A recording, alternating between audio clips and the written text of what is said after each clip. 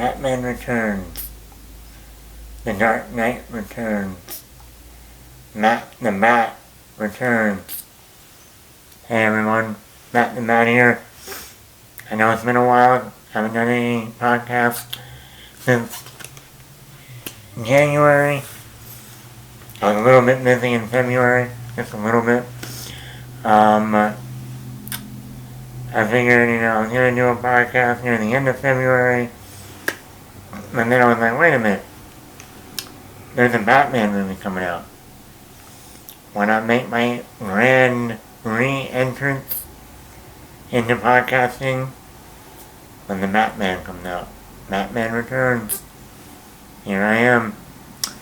So I got to see the new Batman movie that came out this past weekend. Directed by Matt Reeves.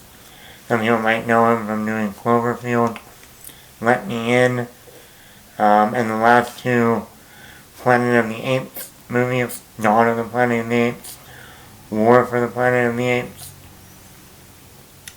I like him as a director, especially in the Apes films. So when he was announced to direct the new rebooted Batman movie, I said, well, you can't get Matt Brown to direct a Batman movie. I guess another guy named Matt is okay by me. So, The Batman, starring Robert Pattinson.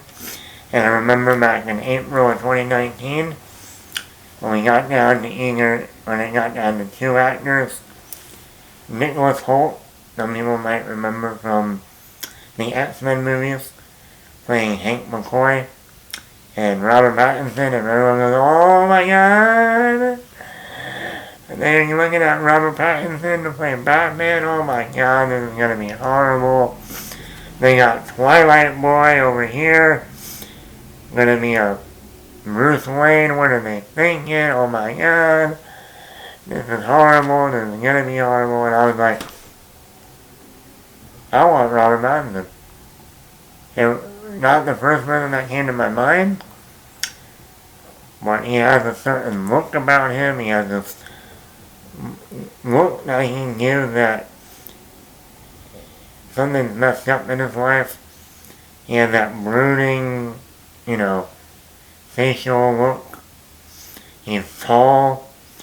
He can pack on the muscle. I think he's going to end up being a great Batman. I think you people learn by now. Let the director and the producers, they know what they're doing. They haven't picked a bad Batman yet. Well, George Clooney, but they know what they're doing in terms of casting their actors. I mean, haven't we learned from Heath Ledger? Oh my god, Brokeback Mountain boy, oh my god, they got Brokeback Mountain boy, he's gonna be the Joker, oh my god, what are they doing? And that means the best Joker we've ever had. And probably will ever have on screen. But let's get into it. Let's get into the Batman. I'm a Batman fan. Been a Batman fan since I was a little kid. Grew up with the Tim Burton, Schumacher movies. Then from high school through college, the Nolan films. Had the Dark Knight poster in my dorm in college. Then by my sophomore year, I switched it over to the one with the Joker on it.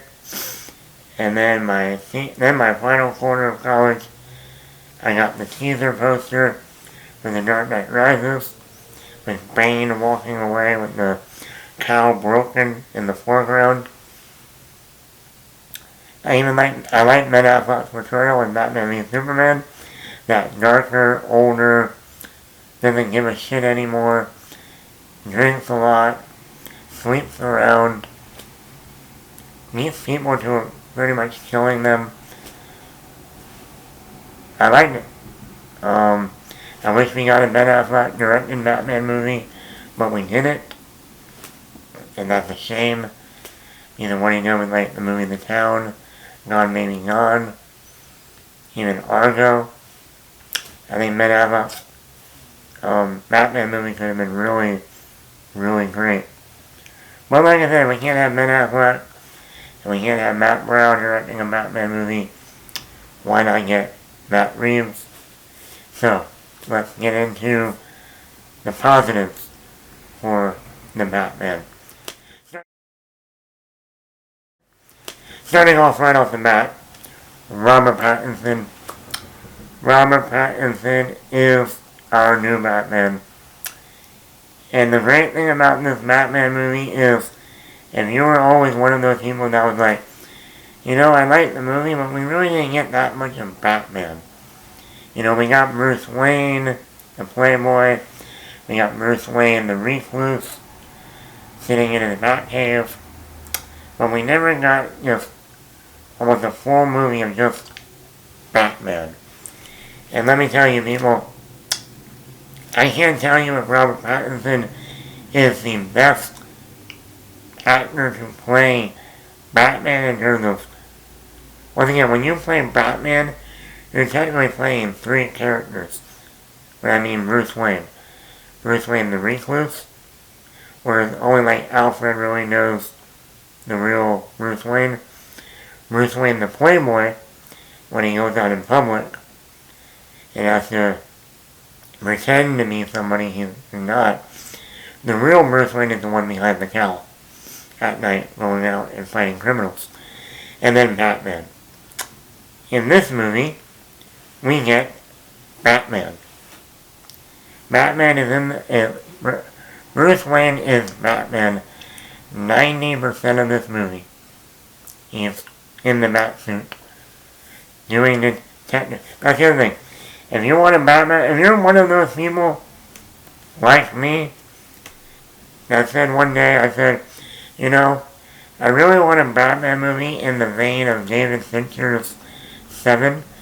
I love Seven, it's one of my favorite David Fincher movies. I love the serial killer aspect of it. And I always said, if they could make a Batman movie in the vein of Seven, my prayers will be answered. And guess what? They made a Batman movie in the vein of Seven. It's dark. If you want to see Batman being a detective, the greatest detective, this is your movie. This entire movie is a detective movie. Batman and Gordon are basically Brad Pitt and Morgan Freeman from Seven. Now, Batman is only, once again, this is Batman in year 2. Now, he's not just starting, but he's also not in his prime. He's still learning things, and everything's not coming together perfectly. Yes, we have seen the detective side of Batman in previous movies. The Dark Knight. When he goes in the Batsuit and gets the measurements for the bullet hole in the rock and the cement, he goes back to the underground Batcave, and him and Alfred are testing each of the rounds to see which one is the right one. And Alfred saying, "I don't think that's loud enough, sir." Or later on in the movie when Bruce Wayne goes out to do some detective work, not in the Batman suit, that famous line from Alfred, "Will you be taking the Bat Pod, sir?" "No, Alfred." In the middle of the day, Alfred? "Lamborghini, then." Much more subtle. And he's out there doing detective work. So we've had seen some detective work in the Batman movies, but this movie is all detective. Think Silence of the Lambs. Think Seven. Think Zodiac. Detective, detective, detective. As John Doe would say in Seven, detectives. Yeah. So, Robert Pattinson has great chemistry with Jeffrey Wright, who plays Gordon.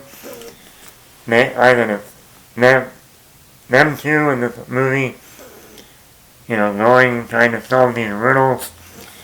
And they have great chemistry with him.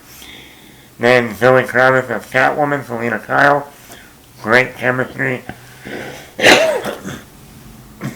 I'm going to talk about her in a minute. But the side that we do see of Bruce Wayne is very much the reclusive side. Even when he's out in public, someone will say, "Hey, it's Bruce Wayne. Hey, Bruce Wayne." He barely even looks at him. Doesn't even wave, doesn't even say hi. Completely mute. And I know people are like, "Oh my god, what is wrong with this Bruce Wayne?" And I look at it, well, number one, it's year two. Number two, well again, when your parents get murdered in front of you, you're going to be really messed up. I mean, a guy who dresses up like a bat clearly has issues. So, I have a feeling in this trilogy, we're going to start to see more of Bruce Wayne open up to the public and eventually put on a persona that is a little bit more playboy. But for now, I love what I saw. It was something different. I love him in the Batman suit. This might be my favorite Batman suit in all of Batman. I love the suit. If I ever had to get a 100% replica of a Batsuit, I would get the Robert Pattinson Batsuit. Easily. The way it looks. And a lot of that probably has to do with the shot composition, the lighting. But oh my god, this Batman suit is amazing to look at. So moving on to Zoe Kravitz. Zoe Kravitz as Selina Kyle, Catwoman, is awesome. I love how she is as her chemistry with Batman. I think it might actually be the best Batman-Catwoman relationship we've seen in all of film or TV. Zoe Kravitz and Selina Kyle. She's sexy, she's smart, she can fight. She looks great in this Catwoman suit. It has a year one look to it. And even later on when she has the whip in her hand and she has the suit on, I'm like, that is right out of Batman year one. And she looks great in that suit. I also like they gave her own story. And she's not like just tagging along for Batman.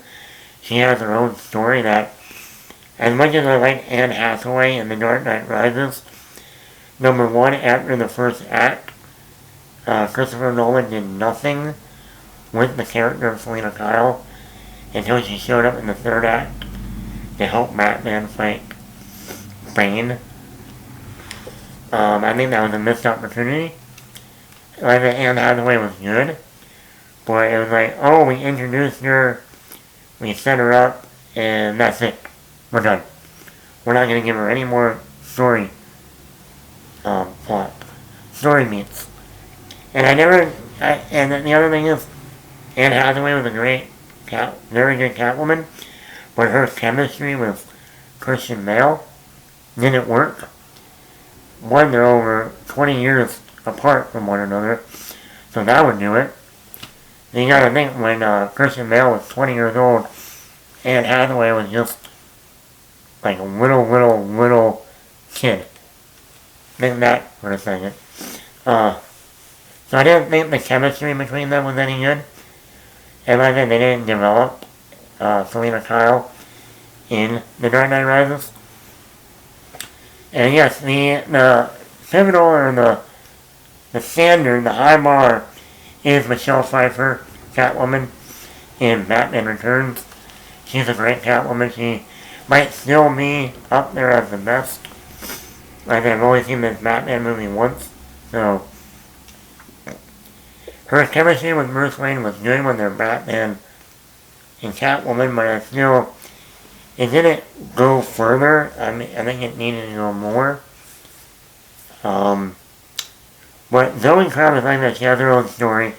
She's great as Catwoman. She can fight. She has her own personality. Great chemistry with Robert Pattinson. And that's what you want in a Batman and Catwoman relationship. So, really like that. Colin Colin Farrell. When they announced that Colin Farrell was going to be Penguin, I like Colin Farrell. I think he's an underrated actor. I think 2011, he dominated 2011 with Horrible Bosses and Fright Night that same summer. And, hey, you know, even the Daredevil movie he did with Ben Affleck, as he played Bullseye. He was fun. He was fun in the role. The movie might have not been great, but he was fun in the role. Watching this movie and seeing Colin Farrell in that makeup and all that prosthetics, I can tell you, I never thought about Colin Farrell watching this movie. That's how good the acting was when you didn't hear his normal voice.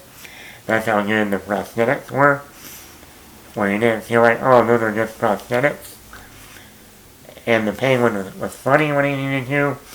He was, you know, intense. He felt like a mob boss that you don't want to mess with.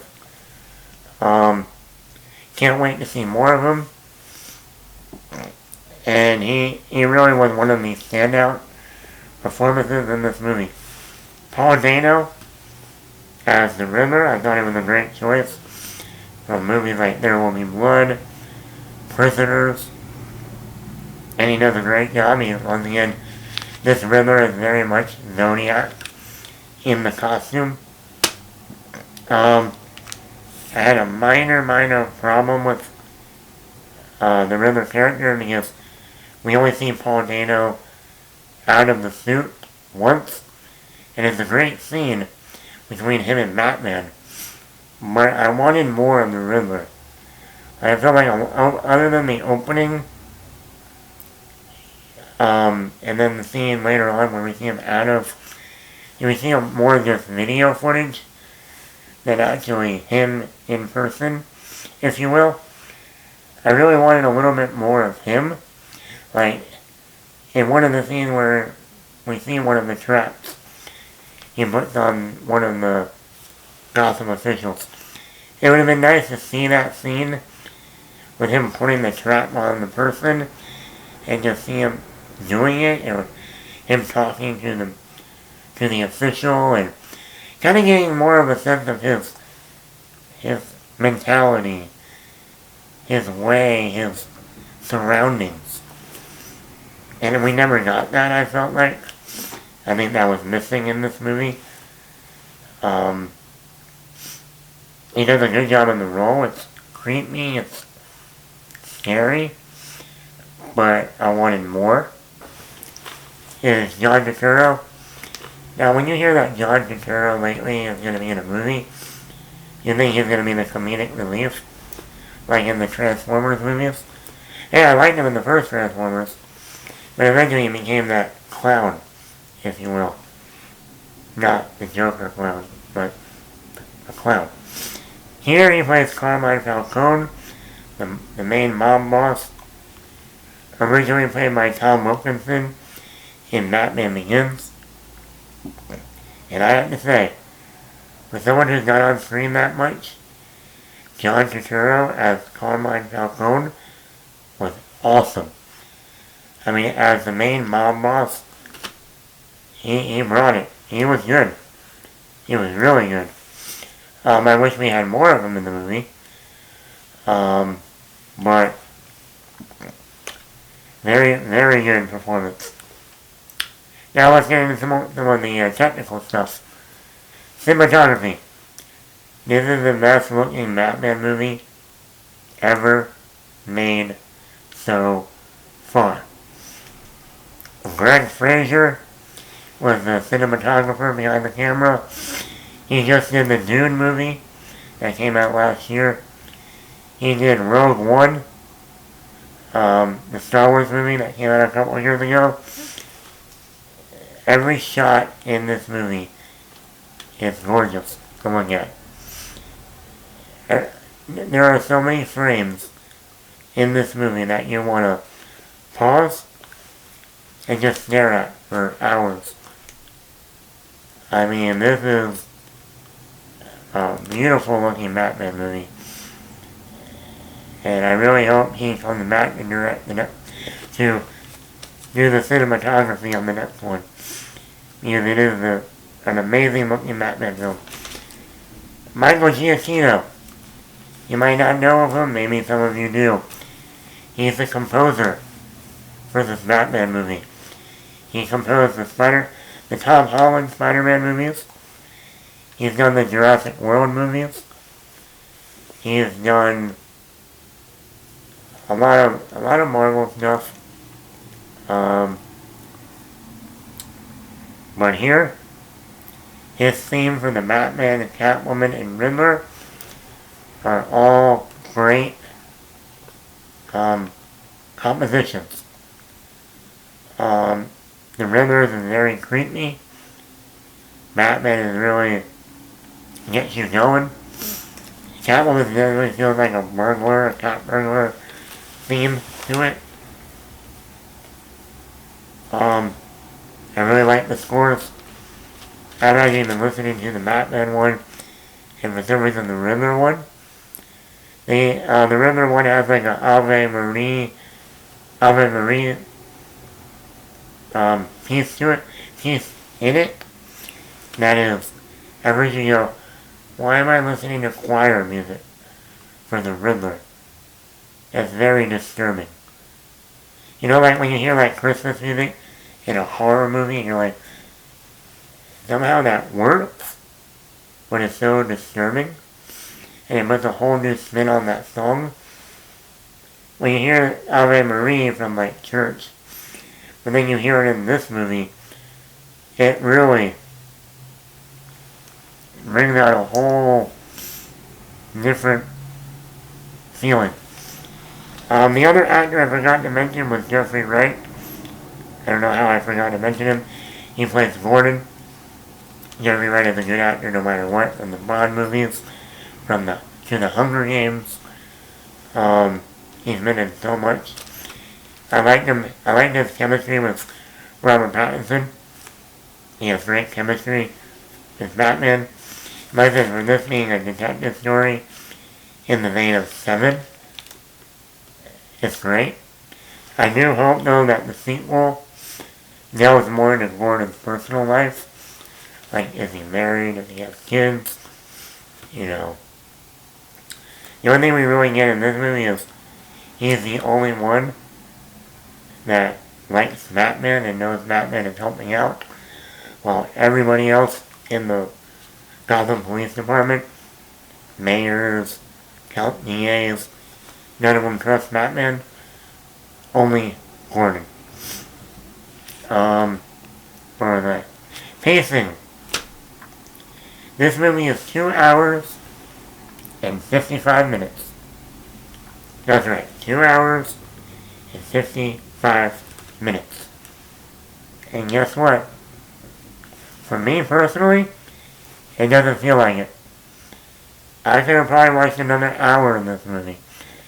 You can get so involved in the characters, in the atmosphere, in the tone, in this, this Gotham that we're in, that it just grows for me. Only one scene in this movie, and I'm going to get to that in my negatives, you should have taken out of the movie. One scene. That was probably only about 2 minutes long. And I say that compared to The Dark Knight Rises, the last Christopher Nolan movie, was 2 hours and 45 minutes. 2, 4, 5. So this movie, this new Batman movie, was only 10 minutes longer. And guess what?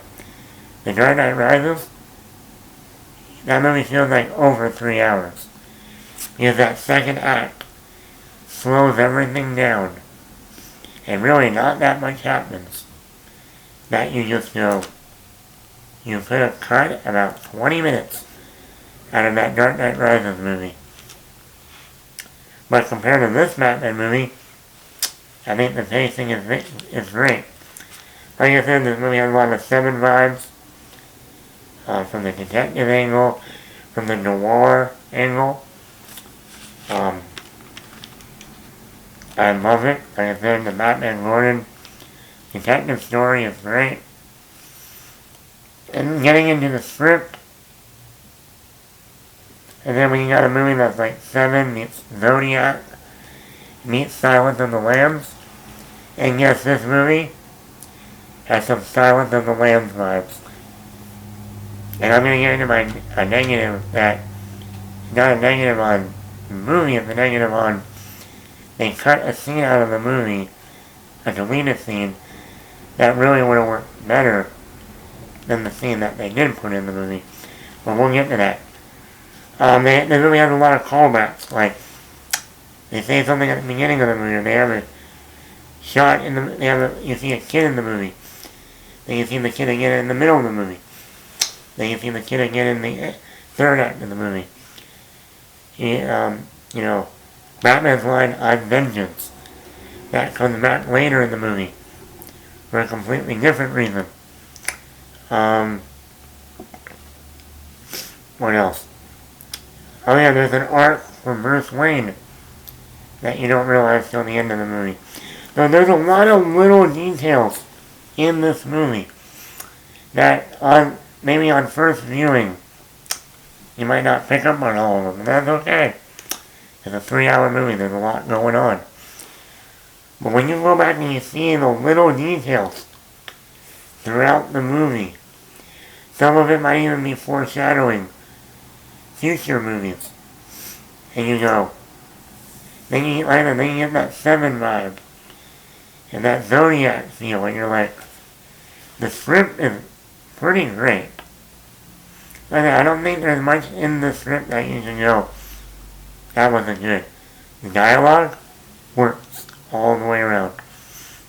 The structure works.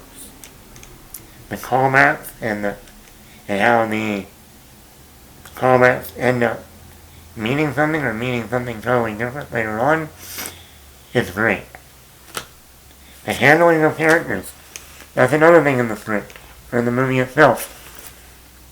When I hear a person say, that movie had too many characters, they can't have that many characters in a movie, it doesn't work. It's not about having too many characters in a movie. It is about how you handle each character in the movie.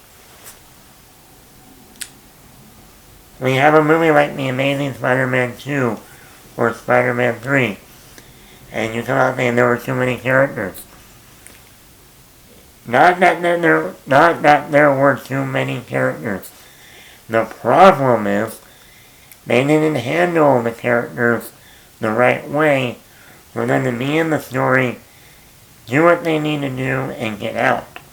And still feel like they were in there enough for you. Batman Begins had a lot of characters. The Dark Knight had a ton of characters. But where a movie like The Dark Knight Rises also had a ton of characters, but the problem with The Dark Knight Rises, they didn't know how to develop those characters. Like I mentioned, Anne Hathaway, Selena Kyle. After the first act, they didn't develop her.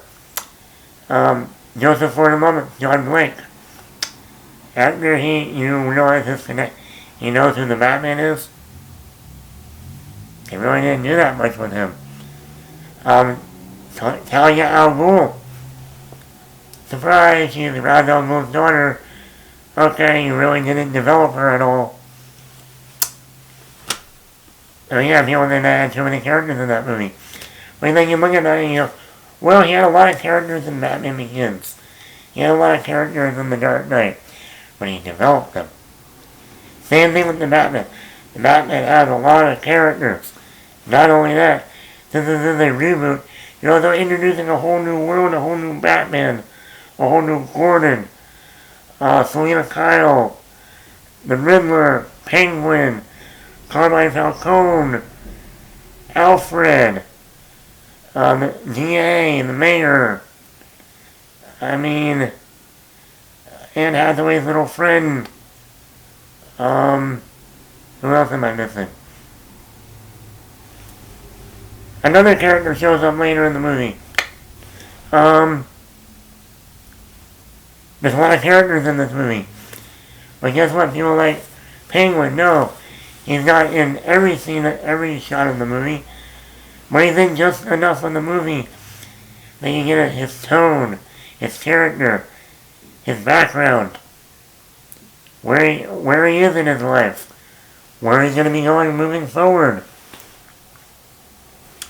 Carmine Falcone, not in the movie, even less than the Penguin. Guess what? You get who he is, his background, the kind of person he is in Gotham. Alfred, you don't get even little of Alfred compared to Penguin and Falcone. But guess what? In the one or two scenes we get of Alfred, you understand who he is, his relationship with Bruce Wayne, his intelligence with helping Bruce Wayne solve some of these riddles. He has a scar on his eye. He obviously used to fight somehow. We learned that he taught, in this version of Batman, he's the one that taught Bruce Wayne how to fight. And that's only in one or two scenes. But we get enough character development where we can say, that was a good meal. I enjoyed that meal. I want more of that. That's all in the script. That's all in the direction. The editing.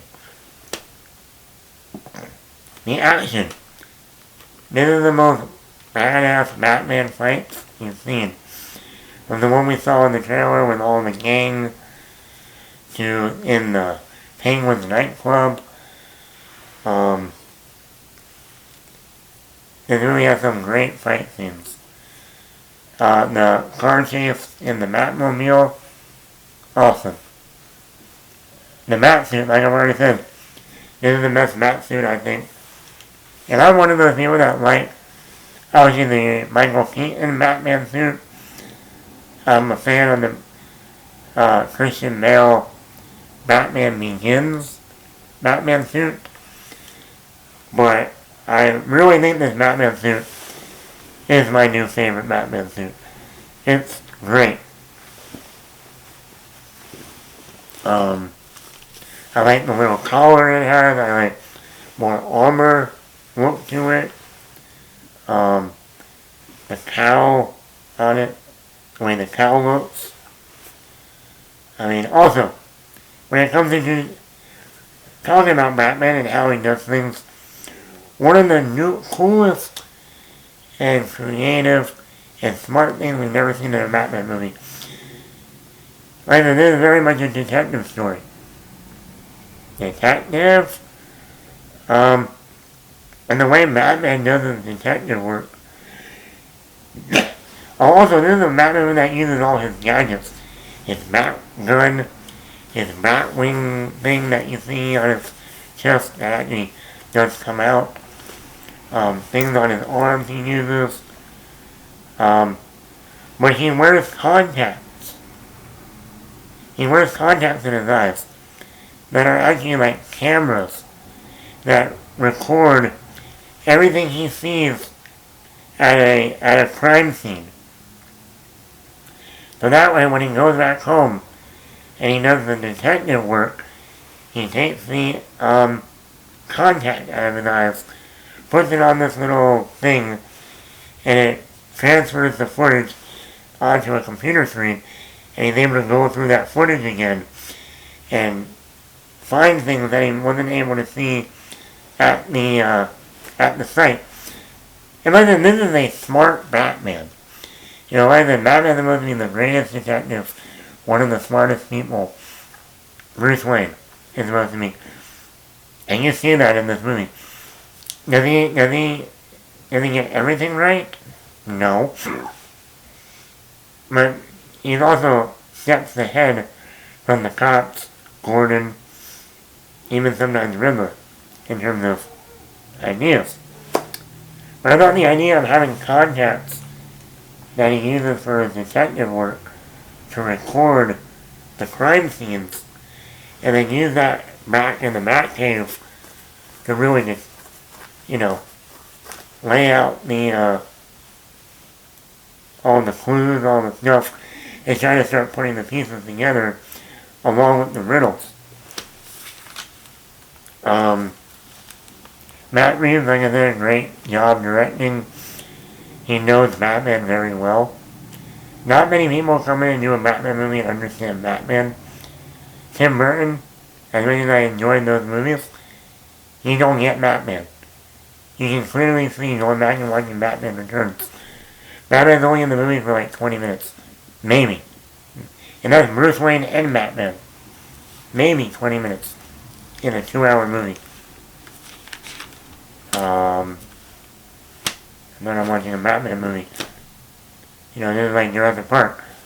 You got dinosaurs in this dinosaur park? Hello? Hello? We got Batman in the Batman movie?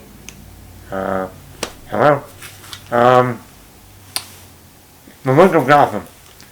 You know, I like what Christopher Nolan, I like, obviously, Tim Burton's Gotham is still the most iconic Gotham. The look, the feel, the tone, the atmosphere. I enjoyed Nolan's Gotham in Batman Begins. It felt different, otherworldly, atmosphere, tone, grimy, dark, a place you would never want to live in. And then he got into Chicago, the upper part of Chicago, in The Dark Knight and The Dark Knight Rises. And it felt like a city we see every day. I didn't enjoy that much. Here, this is a Gotham that lives in. It's raining all the time. It's very much, I think, another 7 vibe to it, where in 7, most of the time it's always raining. You see the grime, the filth, the way the people walk around and look. It's very much lived in Gotham. And a Gotham that feels like you don't know what city this should be in. I really like that.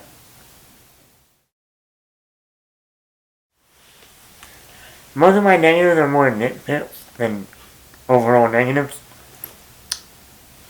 As much as I like the Batman theme, Matt Reeves uses this theme way too much.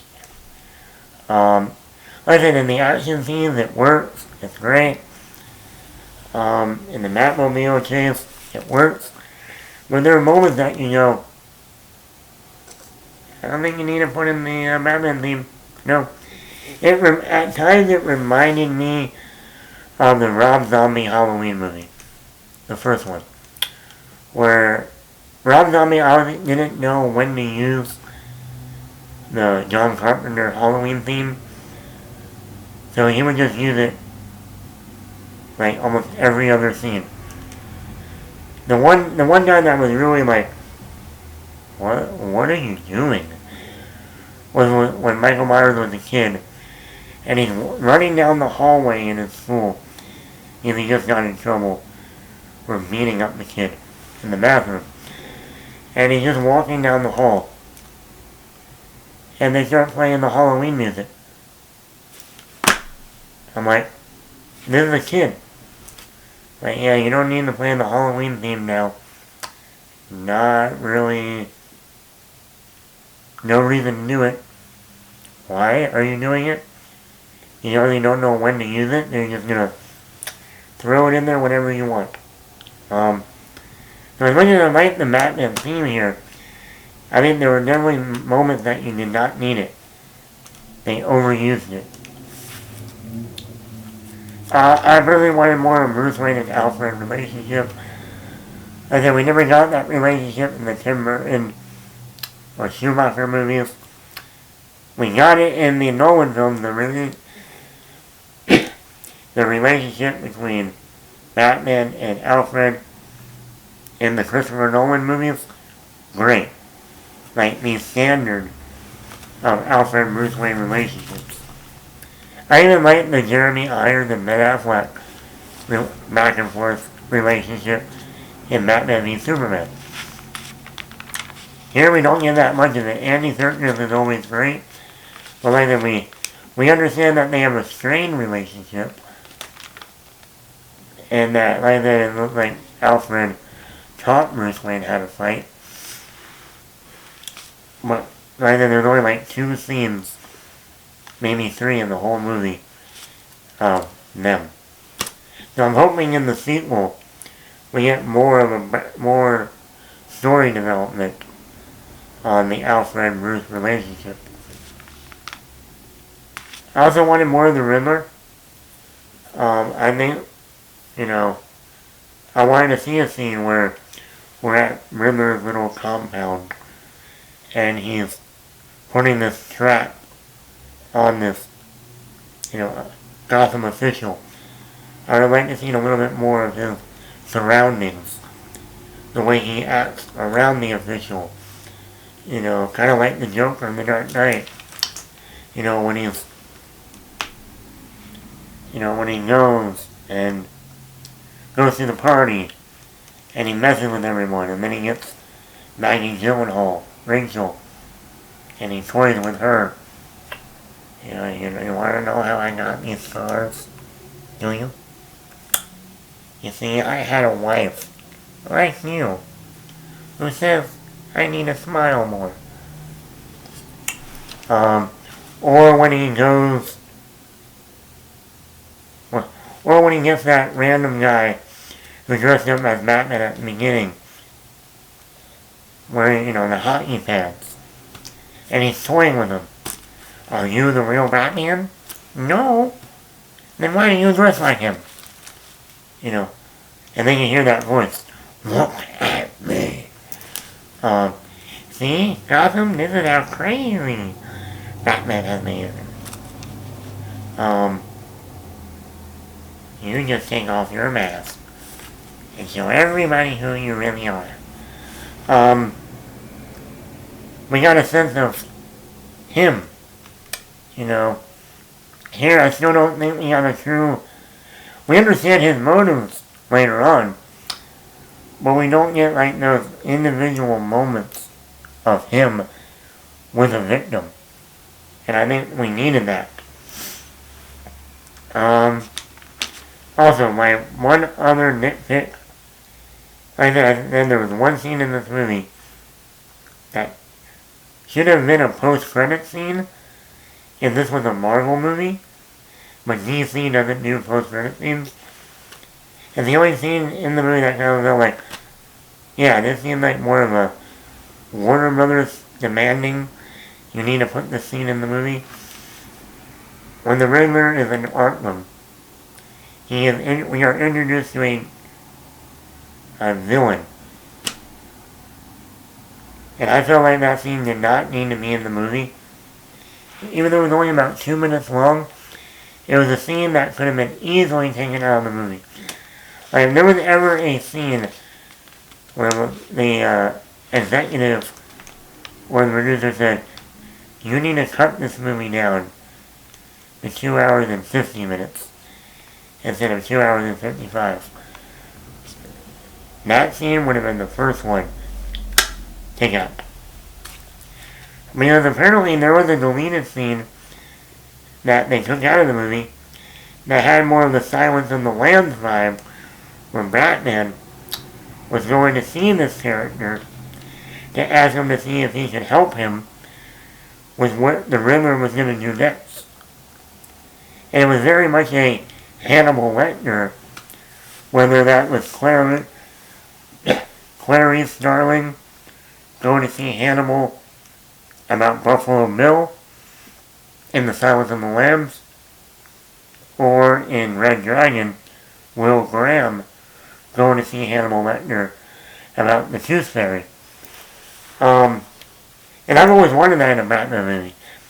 I want to see a certain villain in Arkham, and Batman has to go see him and pick his brain about this other villain that they're trying to catch. And apparently they literally shot that scene but took it out of the movie. I hope if we do see this other villain in the next movie, instead of him just running around Gotham causing chaos. I would rather see that Hannibal Lecter feel of he's in Arkham and Batman needs to go talk to him about this other killer being out there and see what this other villain can help Batman solve this. Get this other villain, capture him. Which would work for this villain to get captured. And maybe one day we can see a movie that is completely set in Arkham Asylum, that is a video game where Batman has to get locked up in Arkham, has to go through every level of Arkham and fight different Batman villains till he gets to the main one who's orchestrating this whole thing, Riddler or Joker. So I wish we had that deleted scene. The scene that they didn't put in here, I don't think they needed. So overall, like I said, I think this is one of the best Batman movies. I still, at least for now, Batman Begins and The Dark Knight are still my top two. But I would probably consider this at least number 3. Easily number 3 right now. I've only seen it once. I've seen Batman Begins hundreds of times. The Dark Knight 100 times.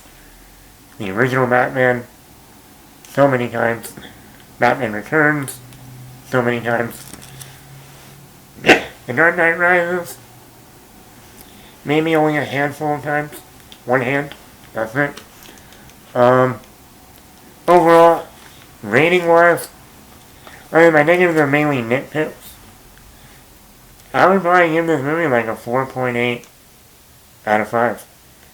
Like I think you take out that one scene that didn't need to be in the movie, and you maybe just take out the music that didn't need to be in there from Batman's theme, and maybe had another scene of Alfred and Bruce.